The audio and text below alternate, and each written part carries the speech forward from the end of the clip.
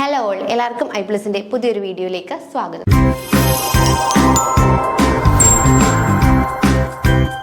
അപ്പോൾ നമ്മൾ ഡിസ്കസ് ചെയ്തുകൊണ്ടിരുന്നത് ഈ കഴിഞ്ഞ സെറ്റ് എക്സാമിന്റെ ക്വസ്റ്റ്യൻസ് ആയിരുന്നു. നമുക്ക് നെക്സ്റ്റ് ക്വസ്റ്റ്യനിലേക്ക് പോകാം. അതൊരു മാച്ച് ദ ഫോളോയിങ് ആണ് അല്ലേ. Match the following in list 1 with list 2 ആയിട്ട് എന്ത് ചെയ്യണം, നമ്മൾ മാച്ച് ചെയ്യണം. ഇവിടെ തന്നിരിക്കുന്ന കുറേയധികം ലൈറ്റ് റിസപ്റ്റേഴ്സുകളെയാണ് അല്ലേ. അതായത് ഫൈറ്റോക്രോംസ്, ക്രിപ്റ്റോക്രോംസ്, ഫോട്ടോട്രോപ്സ്, കരോട്ടിനോയിഡ്സ്, ഇവയൊക്കെയാണ് എന്തെന്ന് പറയുന്നത്, നമ്മുടെ ലൈറ്റ് റിസപ്റ്റേഴ്സ് എന്ന് പറയുന്നത്. അപ്പോൾ ഈ ലൈറ്റ് റിസപ്റ്റേഴ്സ് ലിസ്റ്റ് 2 അവയുടെ ആ ഒരു ഫംഗ്ഷൻ അല്ലെങ്കിൽ അവ എന്താണ് ചെയ്യുന്നതെന്ന് തന്നിട്ടുണ്ട്. അപ്പം അതുമായിട്ട് കറക്റ്റായിട്ട് മാച്ച് ചെയ്യാനാണ് പറഞ്ഞിട്ടുള്ളത്. അപ്പം നമുക്ക് നോക്കാം. നമ്മുടെ ഫൈറ്റോക്രോം എന്ന് പറയുന്നത് എന്താണ്? Phytochromes mainly red or red ലൈറ്റിനെ അല്ലെ, detect red or far red light to control flowering അല്ലെ. ഫ്ലവറിങ്ങിനെ കൺട്രോൾ ചെയ്യുന്ന റെഡ് ലൈറ്റിനെയും ഫാർ റെഡ് ലൈറ്റിനെയും ഡിറ്റക്ട് ചെയ്യുക എന്നുള്ളതാണ് നമ്മുടെ ഫൈറ്റോക്രോമുകളുടെ ഒരു ഫംഗ്ഷൻ എന്ന് പറയുന്നത്. നെക്സ്റ്റ് എന്താണ് നമ്മൾ പറയുന്നത്? ക്രിപ്റ്റോക്രോംസ് നമ്മുടെ ബ്ലൂ ലൈറ്റ്സിനെയാണ് എന്ത് ചെയ്യുന്നത്, ആ റെസ്പോൺസ് ബ്ലൂ ലൈറ്റുമായി റിലേറ്റ് ചെയ്തിട്ടുള്ളതാണ് ക്രിപ്റ്റോക്രോംസ്. ഫോട്ടോട്രോപ്പിൻസ് ഉണ്ട് അല്ലെ, ട്രോപ്പിൻസ്. നെക്സ്റ്റ് എന്ന് പറയുന്നത് ഫോട്ടോട്രോപ്പിൻസ് ആണ്. അതെന്താണ്? ഫോട്ടോ നമുക്കറിയാം, ഫോട്ടോട്രോപ്പിസവും സ്റ്റൊമാറ്റൽ ഓപ്പണിങ്ങും അത് കണക്റ്റഡ് ആണ് അല്ലെ. ഫോട്ടോട്രോപ്പിസവും സ്റ്റൊമാറ്റയുടെ ഓപ്പണിങ്ങുമാണ് കണക്ട് ചെയ്യുന്നത്. നെക്സ്റ്റ് കെരോട്ടിനോയിഡ്സ്. കെരോട്ടിനോയിഡ്സ് എന്ന് പറയുന്നത് എന്താണ്? പ്രൊട്ടക്ട് അഗെയിൻസ്റ്റ് ഫോട്ടോ ഡാമേജിന് അഗെയിൻസ്റ്റ് ആയിട്ട് പ്രൊട്ടക്ട് ചെയ്യാറും ഒക്കെ ഉണ്ട് ആര്, നമ്മുടെ കെരോട്ടിനോയിഡ്സ് എന്ന് പറയുന്നത്. ഇതൊരു മച്ച് ദ ഫോളോയിങ് ആയിരുന്നു. ഇതിന്റെ കറക്റ്റ് ആൻസർ എന്ന് പറയുന്നത് എ ആണ്.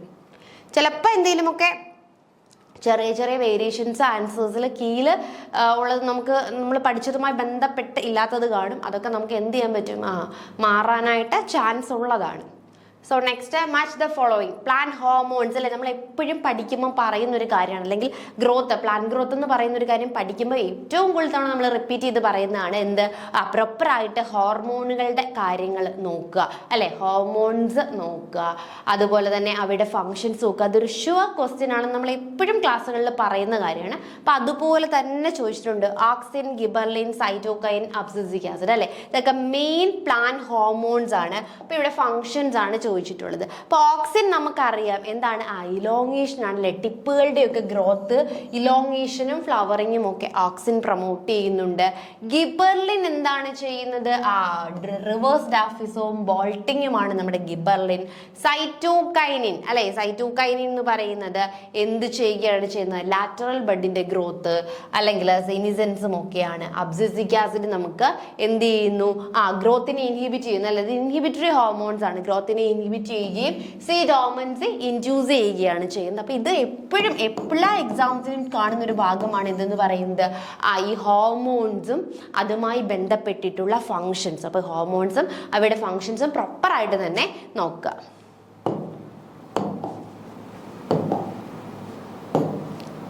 നെക്സ്റ്റ് 10th ക്വസ്റ്റ്യൻ ആണ്. The statistical test which is most appropriate for comparing means of more than 2 groups. ഒന്നിലധികം ഗ്രൂപ്പുകളെ കമ്പയർ ചെയ്യുവാനായിട്ട് ഉള്ള സ്റ്റാറ്റിസ്റ്റിക്കൽ ടെസ്റ്റ്.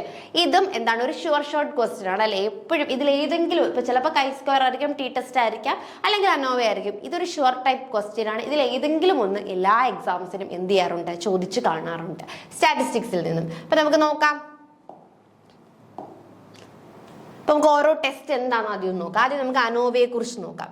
അനോവ എന്ന് പറയുന്നത് അനാലിസിസ് ഓഫ് വേരിയൻസ് അല്ലെങ്കിൽ അനോവ അല്ലെ. It's a statistical formula used to compare variance across the mean of a different group അല്ലെങ്കിൽ average അല്ലെ. അപ്പൊ ഈ ഒരു ഫോർമുല എന്ന് പറയുന്നത് എന്താണ്, വേരിയൻസുകളെ കമ്പയർ ചെയ്യാണ് ചെയ്യുന്നത്. എന്തിന്റെ ബേസിസിലാണ്? ആവറേജ്, ഡിഫറെന്റ് ഗ്രൂപ്പുകളുടെ ആവറേജിന്റെ ബേസിസിൽ വേരിയൻസിനെ കമ്പയർ ചെയ്യുന്ന ടെക്നിക്കാണ് ഏതെന്ന് പറയുന്നത്, അനോവ എന്ന് പറയുന്നത്. ഇനി കൈ സ്ക്വയർ ടെസ്റ്റ് എന്ന് പറയുന്നത് നമുക്കറിയാം, നമുക്കൊരു ഒബ്സർവ്ഡ് റിസൾട്ടും കാണും, ഒരു എക്സ്പെക്റ്റഡ് റിസൾട്ടും കാണും അല്ലെ. ഇവ തമ്മിലുള്ള ആ ഒരു കമ്പാരിസൺ ആണ് chi square test. T test എന്ന് പറഞ്ഞാൽ statistical test compare the means അല്ലെ. ഇവിടെ 2 സാമ്പിൾസുകളുടെ മീൻസ് ആണ്. ഇവിടെ നിന്നാണ് 2 ഡിഫറെന്റ് ഗ്രൂപ്പുകളുടെ മീൻസിലെ വേരിയൻസിനെ കമ്പയർ ചെയ്യുന്നതാണ്. ഇവിടെ 2 സാമ്പിൾസിന്റെ എന്ത് കമ്പയർ ചെയ്യുന്നു, മീൻസ് കമ്പയർ ചെയ്യുന്നതാണ് ടി ടെസ്റ്റ് എന്ന് പറയുന്നത്. റിഗ്രഷൻ അനാലിസിസ് എന്ന് പറയുന്നത് statistical method used to establish a relationship between 2 or more variable. ഒന്നിലധികം വേരിയബിളിന്റെ റിലേഷൻഷിപ്പ് എസ്റ്റാബ്ലിഷ് ചെയ്യാൻ, predict the value of one variable, അതുകൂടാതെ ഒരു വേരിയബിളിന്റെ വാല്യൂ പ്രഡിക്റ്റ് ചെയ്യുവാനുമാണ് എന്ത് ചെയ്യുന്നത്, റിഗ്രഷൻ അനാലിസിസ് ഉപയോഗിക്കുന്നത്. അപ്പം ഇതിൽ നമ്മളോട് ചോദിച്ചിരിക്കുന്നത് most appropriate for comparing means of more than 2 group അല്ലെ. ഡിഫറെന്റ് ഗ്രൂപ്പുകളുടെ മീനുകൾ കമ്പയർ ചെയ്യുന്ന ഏതാണ്, നമ്മൾ ഇതിൽ പറഞ്ഞതുപോലെ തന്നെ ഡിഫറെന്റ് ഗ്രൂപ്പുകളുടെ മീൻ കമ്പയർ ചെയ്യുന്ന ആ ഒരു ടെക്നിക്കിനെ നമുക്ക് എന്തെന്ന് വിളിക്കാം, അതായത് ഡിഫറെന്റ് ഗ്രൂപ്പുകളുടെ ക്വസ്റ്റ്യൻ മാർക്ക് അല്ലെ, മീൻ കമ്പയർ ചെയ്യുന്ന അനാലിസിസ് ഓഫ് വേരിയൻസ് ആണ്. ഇവിടെ സാമ്പിൾസിന്റെ മീൻസ് കമ്പയർ ചെയ്യുന്നത് ടി ടെസ്റ്റ് ആണ്. കൈ സ്ക്വയർ എന്ന് പറയുമ്പോൾ എക്സ്പെക്ടഡ് വാല്യൂവും ഒബ്സർവ്ഡ് വാല്യൂവും തമ്മിലുള്ള ആ ഒരു കമ്പാരിസൺ ആണ്. 11th ക്വസ്റ്റ്യൻ നോക്കാം. In A spectrophotometer the purpose of using മോണോക്രോമാറ്റർ. Spectrophotometer ഉണ്ടല്ലേ, നമ്മുടെ ഇൻസ്ട്രുമെന്റേഷൻ ബയോഫിസിക്സിൽ വരുന്നതാണ് സ്പെക്ട്രോഫോട്ടോമീറ്റർ. അപ്പൊ ഈ സ്പെക്ട്രോഫോട്ടോമീറ്ററിന്റെ ഒരു പാർട്ടാണ് എന്തെന്ന് പറയുന്നത് നമ്മുടെ മോണോക്രോമാറ്റർ എന്ന് പറയുന്നത്. അപ്പൊ ഈ മോണോക്രോമാറ്റർ എന്തിനു വേണ്ടിയാണ് യൂസ് ചെയ്യുന്നതെന്നാണ് ചോദിച്ചിരിക്കുന്നത് അല്ലെ. മോണോക്രോമാറ്റർ എന്തിനു വേണ്ടിയാണ് യൂസ് ചെയ്യുന്നത്? സോ ഇത് ഡിറ്റക്ട് ലൈറ്റ് ഇന്റൻസിറ്റി അല്ലെ, ലൈറ്റ് ഇന്റൻസിറ്റിയെ ഡിറ്റക്ട് ചെയ്യാൻ വേണ്ടിയാണോ? Filter the emitted light into specific wavelength അല്ലെ, അതിലേക്ക് വരുന്ന ലൈറ്റിനെ ഒരു സ്പെസിഫിക് വേവ് ലെങ്തിൽ ഫിൽട്ടർ ചെയ്തെടുക്കാൻ വേണ്ടിയാണോ? സാമ്പിൾ സിഗ്നൽസിനെ ആംപ്ലിഫൈ ചെയ്യാനാണോ? മാസ്, മോളിക്യൂൾസിന്റെ മാസ് മെഷർ ചെയ്യാനാണോ? ഇതിലേതാണ് സ്പെക്ട്രോഫോട്ടോമീറ്ററിന്റെ ഫംഗ്ഷൻ എന്നാണ് ചോദിച്ചിട്ടുള്ളത്. So spectrophotometer is a device that measure how much light a sample absorb അല്ലെ. ഇപ്പൊ സ്പെക്ട്രോഫോട്ടോമീറ്റർ എന്ന് പറയുന്ന ഡിവൈസ് എന്താണെന്ന് ആദ്യം നമുക്ക് മനസ്സിലാക്കാം. സ്പെക്ട്രോഫോട്ടോമീറ്റർ എന്ന് പറയുന്നത് ഹൗ മച്ച്, ഒരു സാമ്പിൾ എത്രത്തോളം ലൈറ്റിനെ അബ്സോർബ് ചെയ്യും എന്നത് മെഷർ ചെയ്യാനായിട്ട് യൂസ് ചെയ്യുന്ന ഡിവൈസ് ആണ്. It is used to analyze the color of material and to determine the concentration of the substance in solution അല്ലെ. ആ സൊല്യൂഷനിലെ സബ്സ്ട്രേറ്റിന്റെ കോൺസെൻട്രേഷൻ മെഷർ ചെയ്യാനും അതിന്റെ കളർ അനലൈസ് ചെയ്യാനും അതുകൂടാതെ അത് എത്രത്തോളം ലൈറ്റിനെ അബ്സോർബ് ചെയ്യുമെന്ന് മനസ്സിലാക്കുവാനുമാണ് യൂസ് ചെയ്യുന്നത് സ്പെക്ട്രോഫോട്ടോമീറ്റർ യൂസ് ചെയ്യുന്നത്. A light beam passes through a sample.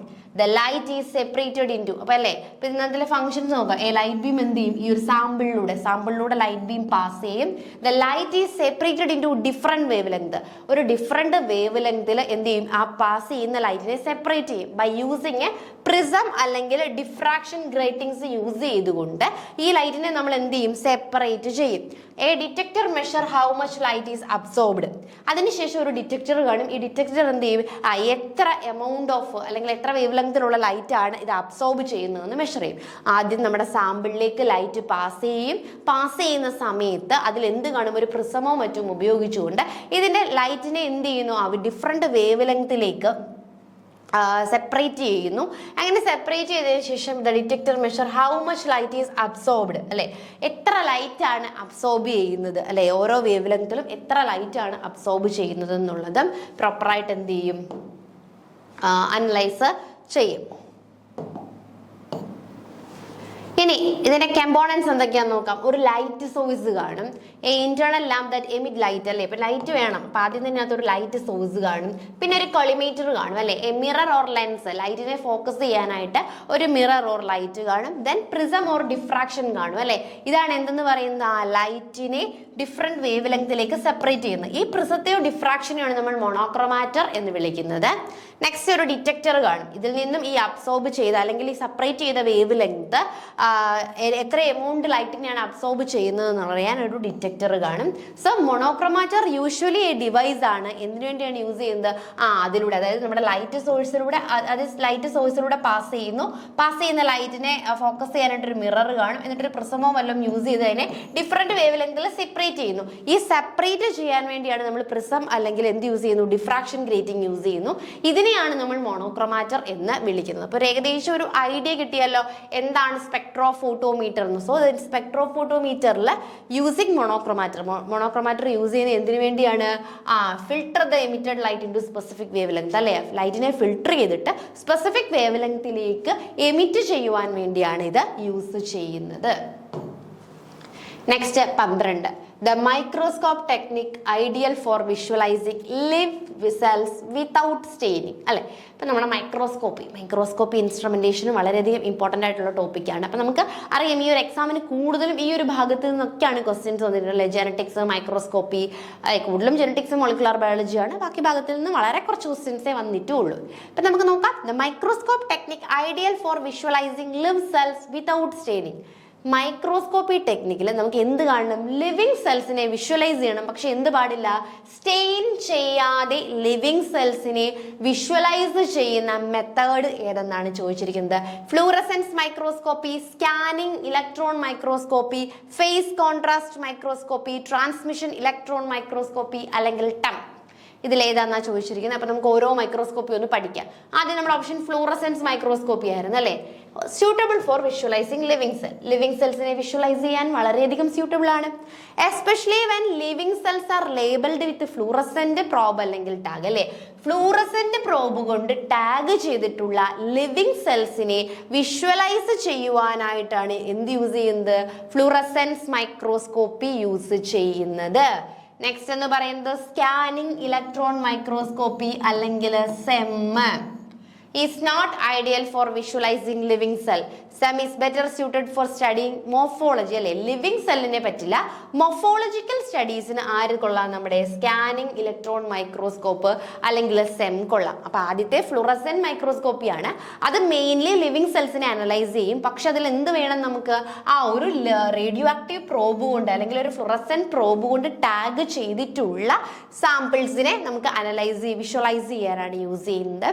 Next സ്കാനിങ്ങിൽ വരുമ്പോൾ നമുക്ക് അവിടെ ലിവിങ് അല്ല, സെൽസിന്റെ മോഫോളജി ഉണ്ടല്ലോ, ടിഷ്യൂസിന്റെയും ഒക്കെ മോഫോളജിയെ കുറിച്ച് സ്റ്റഡിയിലാണ് നമ്മൾ സ്കാനിങ് ഇലക്ട്രോൺ മൈക്രോസ്കോപ്പി യൂസ് ചെയ്യുന്നത്. ഫേസ് കോൺട്രാസ്റ്റ് എന്ന് പറയുന്നത് ലിവിങ് സെൽസിനെ വിഷ്വലൈസ് ചെയ്യാനും അത് ചെയ്യുന്ന സെൽസിന് പ്രത്യേകതയുണ്ട്. നമ്മളോട് എന്ത് ചെയ്യുന്നില്ല? സ്റ്റെയിൻസ് ഒന്നും യൂസ് ചെയ്യുകയും ഇല്ല.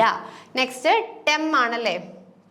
ലാസ്റ്റ് നമ്മൾ പറഞ്ഞ transition electron microscopy is ideal four studying the internal ultra structure. നമ്മൾ ഇവിടെ എന്ത് പറഞ്ഞു? സ്കാനിങ് ഇലക്ട്രോൺ മൈക്രോസ്കോപ്പിയിലെ മോഫോളജി ആണെങ്കിൽ നമ്മുടെ ടമ്മിൽ എന്താണ് ഇന്റേണൽ സ്ട്രക്ചർ ആയിട്ടുള്ള അനാട്ടമിക്കൽ സ്റ്റഡീസിനൊക്കെ സ്യൂട്ടബിൾ ആണ് ഇതെന്ന് പറയുന്നത് നമ്മുടെ ടെം ട്രാൻസിഷൻ ഇലക്ട്രോൺ മൈക്രോസ്കോപ്പി എന്ന് പറയുന്നത്. ക്ലിയർ അല്ലേ? അപ്പോൾ ഫേസ് കോൺട്രാസ്റ്റ് മൈക്രോസ്കോപ്പി, ടെമ്മും എല്ലാം ക്ലിയർ ആയല്ലോ. അപ്പൊ നമുക്ക് നോക്കാം നമ്മുടെ ക്വസ്റ്റ്യൻ എന്തായിരുന്നു? ലിവിങ് സെൽസിനെ വിത്തൗട്ട് സ്റ്റെയിനിങ് അല്ലെ, സ്റ്റെയിൻ ചെയ്യാതെ ലിവിങ് സെൽസിനെ വിഷ്വലൈസ് ചെയ്യുവാനായിട്ട് ഉപയോഗിക്കുന്നത് ഇത് ഫ്ലൂറസെന്റ് ലിവിങ് സെൽസ് ആയിരുന്നു അല്ലെ. കറക്റ്റ് ആയിരുന്നു, ലിവിങ് സെൽസ് ആണ്. ഫ്ലൂറസെന്റ് മൈക്രോസ്കോപ്പി എന്ന് പറയുന്നത്. സ്കാനിങ് എന്ന് പറയുന്നത് എന്തായിരുന്നു? നമ്മൾ പറഞ്ഞു അല്ലെ, മോഫോളജിക്കൽ സ്റ്റഡീസ്. ലിവിങ് സെൽസ് അല്ല, മോഫോളജിക്കൽ സ്റ്റഡീസിനാണ് യൂസ് ചെയ്യുന്നത്. ഫേസ് കോൺട്രാസ്റ്റ് ആണ്, ലിവിങ് സെൽസ് ആണ്. വിത്തൗട്ട് എന്താണ്? സ്റ്റെയിനിങ് ആണ്, സ്റ്റെയിനിങ് ചെയ്യാതെ. നെക്സ്റ്റ് ട്രാൻസ്മിഷനിലെ ഇന്റേണൽ സ്ട്രക്ചേഴ്സ് പഠിക്കാൻ വേണ്ടി.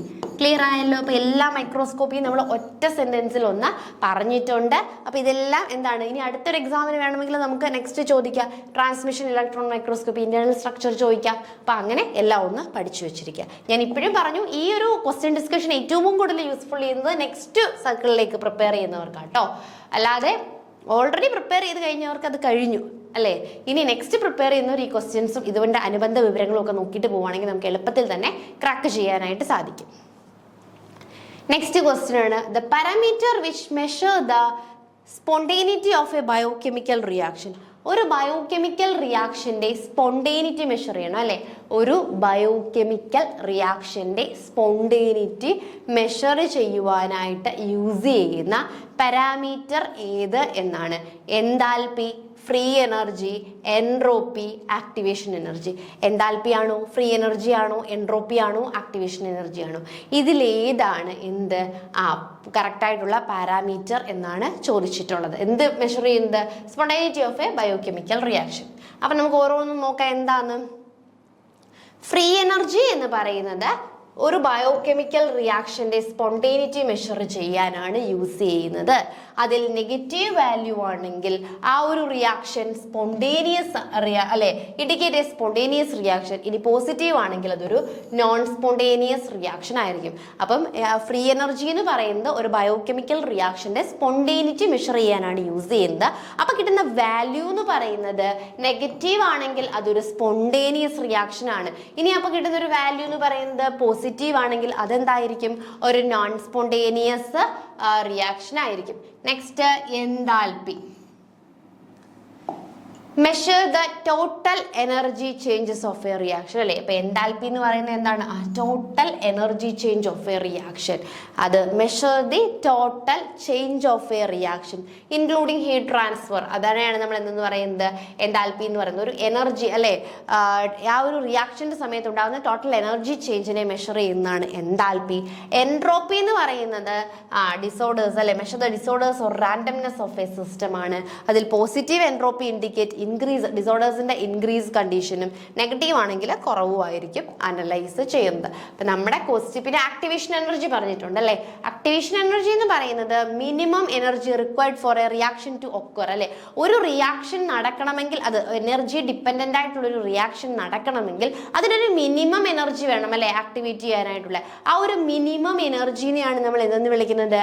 ആക്ടിവേഷൻ എനർജി എന്ന് വിളിക്കുന്നത്. മിനിമം എനർജിനെയാണ് ആക്ടിവേഷൻ എനർജി എന്ന് വിളിക്കുന്നത്. സോ നമ്മുടെ ആൻസർ എന്തായിരിക്കും?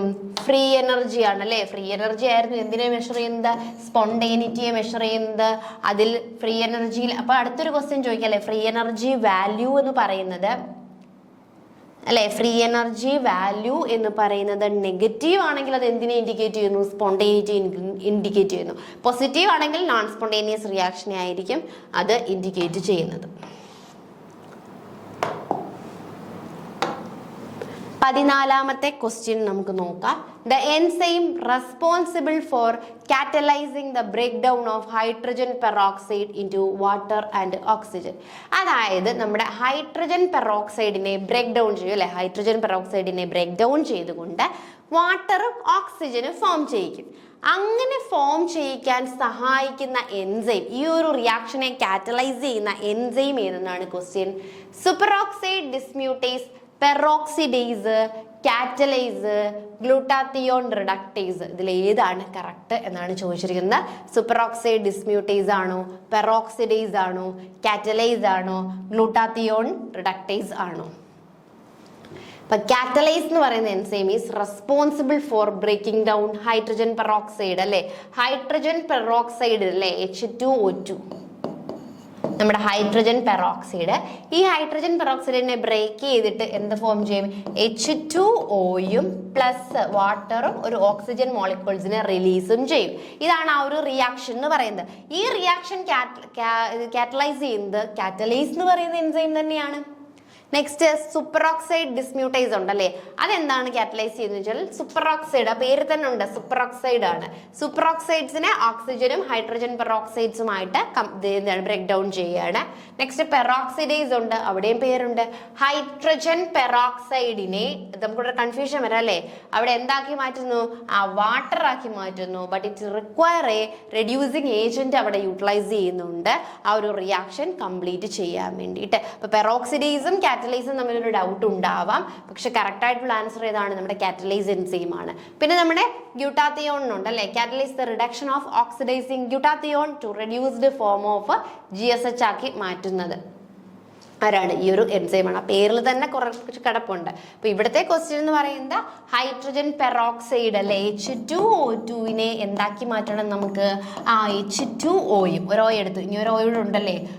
ഒരു O ഉണ്ട്. അപ്പൊ ഓക്സിജനും ആക്കി മാറ്റുന്നത് ആരെന്നായിരുന്നു ചോദിച്ചിരിക്കുന്നത്? അതിന് ആൻസർ നമ്മുടെ കാറ്റലൈസ് ആണ്. പെറോക്സിഡേസുമായിട്ട് ചെറിയൊരു ഡൗട്ട് തോന്നാം, എങ്കിലും കറക്റ്റ് ആയിട്ടുള്ള ആക്യുറേറ്റ് ആയിട്ടുള്ള ആൻസർ കാറ്റലൈസ് ആണ്. നെക്സ്റ്റ് 15th one ആണ്. Vitamin which act on coenzyme of carboxylation reaction. Carboxylation റിയാക്ഷനിൽ കോഎൻസൈം ആയിട്ട് ആക്ട് ചെയ്യുന്ന എൻസൈം ഏത് എന്നാണ് ചോദിച്ചിരിക്കുന്നത്. നമുക്ക് നോക്കാം ഏതാണ്. Vitamin B1, vitamin B7, vitamin B12, vitamin C. ഇതിൻ്റെയൊക്കെ ഈ പേരുകൾ നമ്മൾ എപ്പോഴും നോക്കണം കേട്ടോ. വൈറ്റമിൻ B1 തയാമിൻ ആണ്, വൈറ്റമിൻ B7 ബയോട്ടിൻ ആണ്, വൈറ്റമിൻ B12 കൊബാൽമ്യൂൻ ആണ്, വൈറ്റമിൻ C അസ്കോർബിക് ആസിഡ് ആണ്. അപ്പൊ ഇതിൽ ഏതാണ് കാർബോക്സിലേഷൻ റിയാക്ഷനിൽ പങ്കെടുക്കുന്നതെന്ന് ചോദിച്ചു കഴിഞ്ഞാൽ കറക്റ്റായിട്ട് വൈറ്റമിൻ B7 അല്ലെങ്കിൽ ബയോട്ടിൻ ആണ്. ബയോട്ടിൻ എന്ത് ചെയ്യുന്നു? Act as coenzyme for carboxylation reaction. അതായത് ഇവിടെ acetyl coenzyme to malonyl coenzyme in fatty acid synthesis. Fatty ആസിഡിന്റെ സിന്തസിസ് ഉണ്ടല്ലേ, അപ്പൊ ഫാറ്റി ആസിഡിന്റെ ബയോസിന്തസിസിൽ നമ്മുടെ അസറ്റൈൽ കോഎൻസൈമിനെ മെലോണിൻ കോഎൻസൈം ആയിട്ട് കൺവേർട്ട് ചെയ്യും. അപ്പൊ ഈ ഒരു റിയാക്ഷനിൽ കോഎൻസൈം ആയിട്ട് ആക്ട് ചെയ്യുന്നത് വൈറ്റമിൻ B7 അല്ലെങ്കിൽ ബയോട്ടിൻ ആണ്. ഇതൊക്കെ അത്യാവശ്യം നല്ല സ്റ്റാൻഡേർഡ് ക്വസ്റ്റ്യൻസ് ആണ്. So vitamin B7 is the right answer, B. അടുത്ത നോക്കാം. In an enzyme catalysed reaction low KM value indicate അല്ലെ. ഒരു എൻസൈം കാറ്റലൈസ്ഡ് റിയാക്ഷനിലെ KM വാല്യൂ, ഇത് ഷോർട്ട് ക്വസ്റ്റ്യൻ ആണ് അല്ലെ. ഈ KM വാല്യൂ എന്ന് പറയുന്നത് നമ്മുടെ ഏതൊരു എക്സാം എടുത്താലും ഈ KM വാല്യൂ റിലേറ്റ് ചെയ്തിട്ടുള്ള ഒരു ക്വസ്റ്റ്യൻ കാണും. അത് പല സമയത്തും പല രീതിയിലായിരിക്കാം. ഇവിടെ ചോദിച്ചിരിക്കുന്നത് ലോ KM വാല്യൂ എന്തിനെ ഇൻഡിക്കേറ്റ് ചെയ്യുന്നു? സബ്സ്ട്രേറ്റിന്റെ അഫിനിറ്റിനെയാണോ, അതോ റിയാക്ഷൻ റേറ്റിനെയാണോ, ടേൺ ഓവർ നമ്പറിനെയാണോ, പ്രൊഡക്റ്റിന്റെ ഫോർമേഷനെയാണോ? So the Michaelis constant. Km is a parameter that measures an enzyme affinity for substrate. അപ്പൊ Km എന്ന് പറഞ്ഞാൽ എന്താണ്? ആ ഒരു എൻസൈമിന് അതിന്റെ സബ്സ്ട്രേറ്റിനോടുള്ള അഫിനിറ്റി മെഷർ ചെയ്യുന്ന ഒരു പാരാമീറ്റർ ആണ് അല്ലേ ഒരു എൻസൈം അല്ലെ. നമുക്കറിയാം ഓരോ എൻസൈമിനും അതിന് പ്രോപ്പർ ആയിട്ടുള്ള ഒരു സബ്സ്ട്രേറ്റ് കാണും അല്ലെ. ആ പ്രോപ്പർ സബ്സ്ട്രേറ്റിനെ അറ്റാച്ച് ചെയ്തിട്ടായിരിക്കും എൻസൈം സബ്സ്ട്രേറ്റ് കോംപ്ലക്സ് ഉണ്ടാവുന്നത്. അപ്പം ഈ Km വാല്യൂ എന്ന് പറയുന്നത് ഒരു എൻസൈമിന് അതിന്റെ സബ്സ്ട്രേറ്റിനോട് ഉണ്ടാവുന്ന ആ ഒരു അഫിനിറ്റിനെയാണ് നമ്മൾ Km വാല്യൂ എന്ന് പറയുന്നത്. അതിൽ high KM value indicate that the enzyme has low affinity for it substrate അല്ലെ. KM വാല്യൂ കൂടുതലാണെങ്കിൽ സബ്സ്ട്രേറ്റിന് എന്തായിരിക്കും? അഫിനിറ്റി കുറവായിരിക്കും. എൻസൈം ഹാസ് അല്ലെ, എൻസൈമിന് അതിന്റെ സബ്സ്ട്രേറ്റിനോട് അഫിനിറ്റി കുറവായിരിക്കും. എൻസൈം സബ്സ്ട്രേറ്റ് അഫിനിറ്റി കുറവായിരിക്കും. എന്ത്? KM വാല്യൂ കൂടുതലാണ്. ഇനി KM വാല്യൂ കൂടുതലാണെന്ന് വെച്ചു, KM വാല്യൂ ഓഫ് എന്താണ് നമ്മൾ പറയും ലോ KM വാല്യൂ കുറവാണെങ്കിൽ എൻസൈം സബ്സ്ട്രേറ്റ് തമ്മിലുള്ള ആ ഒരു അഫിനിറ്റി എന്തായിരിക്കും? വളരെയധികം കൂടുതലായിരിക്കും. The KM value is the substrate concentration at which half of the enzyme active sites are occupied by the substrate. അപ്പൊ ഈ KM value of the substrate concentration എന്ന് പറയുന്നത് എന്താ? ആ എൻസൈമിന്റെ half of the enzymes active sites are occupied by the substrate. അപ്പൊ ഇത്രയും ഓർക്കുക, KM വാല്യൂ എന്ന് പറയുന്നത് ഒരു പാരാമീറ്റർ ആണ്. എൻസൈമിന് സബ്സ്ട്രേറ്റിനോടുള്ള അഫിനിറ്റി മെഷർ ചെയ്യാനുള്ള ഒരു പാരാമീറ്റർ. അതിൽ ഹൈ KM വാല്യൂ കൊടുത്തു കഴിഞ്ഞാൽ നമ്മുടെ എൻസൈമിന് സബ്സ്ട്രേറ്റിനോടുള്ള ആ ഒരു അഫിനിറ്റി കുറവായിരിക്കും. ലോ KM വാല്യൂ ആണെങ്കിൽ എൻസൈമിന് സബ്സ്ട്രേറ്റിനോടുള്ള അഫിനിറ്റി വളരെയധികം കൂടുതലായിരിക്കും.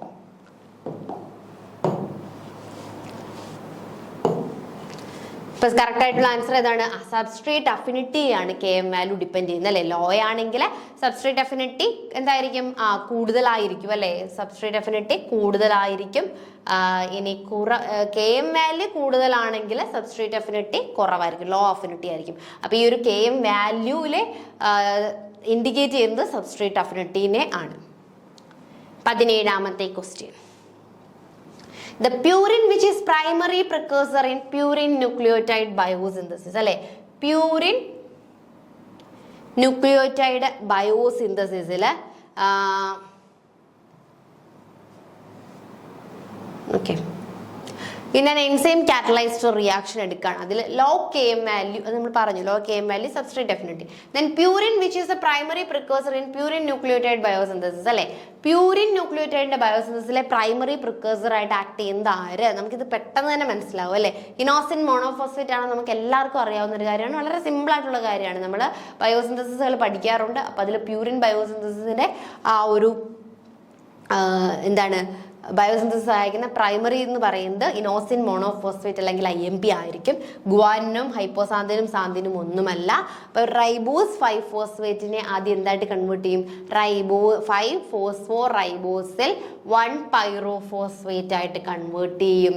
But the primary precursor is actually 5-phosphorybosyl 1-phosphate which is then converted into phosphoribosylamine. Then to IMP. So the actual primary എന്ന് പറയുന്നത് ഇനോസിൻ മോണോഫോസ്ഫേറ്റ് അല്ലെങ്കിൽ IMP ആയിരിക്കും. എന്തെന്ന് പറയുന്നത്? കറക്റ്റ് ആയിട്ടുള്ള പ്രൈമറി പ്രിക്കേഴ്സർ എന്ന് പറയുന്നത് പ്യൂരിൻ ന്യൂക്ലിയോറ്റൈഡ് സിന്തസിസിനുള്ള ഫസ്റ്റ് പ്രൈമറി പ്രിക്കേഴ്സർ എന്ന് പറയുന്നത് IMP ആയിരിക്കും, ഇനോസിൻ മോണോഫോസ്ഫേറ്റ്. അപ്പോൾ നമ്മുടെ അടുത്ത ക്വസ്റ്റ്യൻ എന്ന് പറയുന്നത് which lipid category does phosphatidyl choline belongs to? Glycolipids, sphingolipids, glycerophospholipids, sterols. ഏത് കാറ്റഗറിയിലാണ് ഈ ലിപ്പിഡ്സ് ബിലോങ്സ് ചെയ്യുന്നതെന്നാണ് ചോദിച്ചിട്ടുള്ളത്. കറക്റ്റ് ആയിട്ടുള്ള ആൻസർ ഓപ്ഷൻ സി ആണ്. ഗ്ലിസറോഫോസ്ഫോലിപ്പിഡ് കാറ്റഗറിയിലാണ് ഉൾപ്പെടുന്നത്. അതിൽ കൂടുതൽ നമുക്ക് എക്സ്പ്ലെയിൻ ചെയ്യാനൊന്നുമില്ല. നമ്മൾ ലിപ്പിഡ്സ് ബയോകെമിസ്ട്രിയിൽ പഠിക്കുന്നുണ്ട്. ആ ഭാഗത്തു നിന്നുള്ള ക്വസ്റ്റ്യൻ ആണ്. നെക്സ്റ്റ് ക്വസ്റ്റ്യൻ എന്തായിരുന്നു? The unusual amino acid which is typically found in collagen. കൊളാജിനിൽ കാണപ്പെടുന്ന അൺയൂഷ്വൽ ആയിട്ടുള്ള അമിനോ ആസിഡ് ഏത് എന്നുള്ളതാണ് ക്വസ്റ്റ്യന് അല്ലേ. നമുക്ക് നോക്കാം. അത് നമുക്ക് എന്താണ് കൊളാജിൻ എന്ന് നോക്കണം അല്ലേ. കൊളാജിനിൽ കാണപ്പെടുന്ന അൺയൂഷ്വൽ ആയിട്ടുള്ള അമിനോ ആസിഡ് ആണ് ചോദിച്ചിട്ടുള്ളത്. അപ്പോൾ ഫസ്റ്റ് നമ്മൾ എന്ത് മനസ്സിലാക്കണം? എന്താണ് കൊളാജിൻ എന്ന് മനസ്സിലാക്കണം. Collagen is the most abundant protein in the human body making up approximately 25 to 30% of all protein അല്ലേ. ഹ്യൂമൻ ബോഡിയിൽ കാണപ്പെടുന്ന ഒരു പ്രോട്ടീൻ ആണ് ഏതെന്ന് പറയുന്നത്? നമ്മുടെ കൊളാജിൻ എന്ന് പറയുന്നത്. അതിൽ 25 തൊട്ട് 35% എന്തായിരിക്കും? പ്രോട്ടീൻ കൊണ്ടാണ് മേക്ക് ചെയ്തിരിക്കുന്നത്. It's a key component of connective tissues അല്ലേ. കണക്റ്റീവ് ടിഷ്യൂസിന്റെയും അതുപോലെ തന്നെ പ്രൊവൈഡിങ് സ്ട്രെങ്ത് കൊടുക്കാനും നമ്മുടെ ഇലാസ്റ്റിസിറ്റി, സ്കിന്നിന്, ബോൺസിന്, ടെൻഡൻസ്, ലിഗമെന്റ്സ് ഇതിലൊക്കെ കണക്ട് ചെയ്തിട്ടുള്ള അബണ്ടന്റ് ആയിട്ടുള്ള പ്രോട്ടീൻ ആണ് ഇതെന്ന് പറയുന്നത് കൊളാജിൻ എന്ന് പറയുന്നത്. സോ ഈ കൊളാജിനിൽ പ്രസന്റ് ആയിട്ടുള്ള അൺയൂഷ്വൽ അമിനോ ആസിഡ്സ് എന്ന് പറയുന്നത് ഹൈഡ്രോക്സി പ്രൊലൈൻ ആണ്. അതാണ് എന്ത് ചെയ്യുന്നത്? കൊളാജിനിൽ കാണുന്നത്. എന്ത് ചെയ്യുന്നു അത്? Mainly stabilising the triple helix structure of the collagen. Collagen എന്ന് പറഞ്ഞാൽ എന്തായിരിക്കും? ഹെലിക്കൽ സ്ട്രക്ചർ ആണല്ലേ. ആ ഒരു സ്ട്രക്ചർ മെയിൻറ്റെയിൻ ചെയ്ത് പോകുവാനായിട്ട് അതിൽ കാണപ്പെടുന്ന അൺയൂഷ്വൽ അമിനോ ആസിഡ്സ് ആണ് എന്ന് പറയുന്നത് ഹൈഡ്രോക്സി പ്രൊലൈൻ എന്ന് പറയുന്നത്. അപ്പോൾ നമ്മുടെ ക്വസ്റ്റ്യൻ എന്ന് പറയുന്നത് കൊളാജിനിൽ കാണപ്പെടുന്ന അൺയൂഷ്വൽ അമിനോ ആസിഡ് എന്തെന്നായിരുന്നു. അപ്പോൾ ആദ്യം നമ്മൾ എന്ത് പറഞ്ഞു? എന്താണ് കൊളാജിൻ? കൊളാജിൻ എന്ന് പറയുന്നത് ഹ്യൂമൻ ബോഡി അല്ലേ. നമ്മുടെ ഹ്യൂമൻസിന്റെ ബോഡിയിൽ മേക്ക് ചെയ്തിരിക്കുന്നത്, അതായത് ടെൻഡൻസ്, സ്കിന്നില് നമ്മുടെ എന്താണ് സ്ട്രെങ്ത് ഒക്കെ പ്രൊവൈഡ് ചെയ്യേണ്ട ഭാഗങ്ങളിലുള്ള ഒരു പ്രോട്ടീൻ സ്ട്രക്ചറിനെയാണ് കൊളാജിൻ എന്ന് പറയുന്നത്. ഈ കൊളാജിൻ എന്ന് പറയുന്നത് എന്തായിരിക്കും? ഒരു ട്രിപ്പിൾ ഹെലിക്കൽ സ്ട്രക്ചറാണ്. ഈ ഒരു ഹെലിക്കൽ സ്ട്രക്ചർ മെയിൻറ്റെയിൻ ചെയ്തു പോകാൻ അല്ലെങ്കിൽ ആ ഒരു സ്ട്രക്ചർ സ്റ്റെബിലൈസ് ചെയ്യാനായിട്ട് ക്രൂഷ്യൽ റോൾ വഹിക്കുന്നത് ഒരു അൺയൂഷ്വൽ അമിനോ ആസിഡ്സ് ആണ്. ആ അമിനോ ആസിഡ്സിനെയാണ് നമ്മൾ എന്തെന്ന് വിളിക്കുന്നത്? ഹൈഡ്രോക്സി പ്രൊലൈൻ എന്ന് വിളിക്കുന്നത്. അപ്പോൾ നമ്മുടെ കറക്റ്റ് ആയിട്ടുള്ള 19ാമത്തെ ക്വസ്റ്റ്യന്റെ കറക്റ്റ് ആയിട്ടുള്ള ആൻസർ എന്ന് പറയുന്നത് ഓപ്ഷൻ ബി ഹൈഡ്രോക്സി പ്രൊലൈൻ ആണ്. അപ്പം നമ്മൾ ഇന്ന് ഡിസ്കസ് ചെയ്ത ക്വസ്റ്റ്യൻസ് എല്ലാവർക്കും മനസ്സിലായി എന്ന് വിശ്വസിക്കുന്നു. ബാക്കി ക്വസ്റ്റ്യൻസുമായിട്ട് നമുക്ക് നെക്സ്റ്റ് ക്ലാസ്സിൽ കാണാം. Thank you.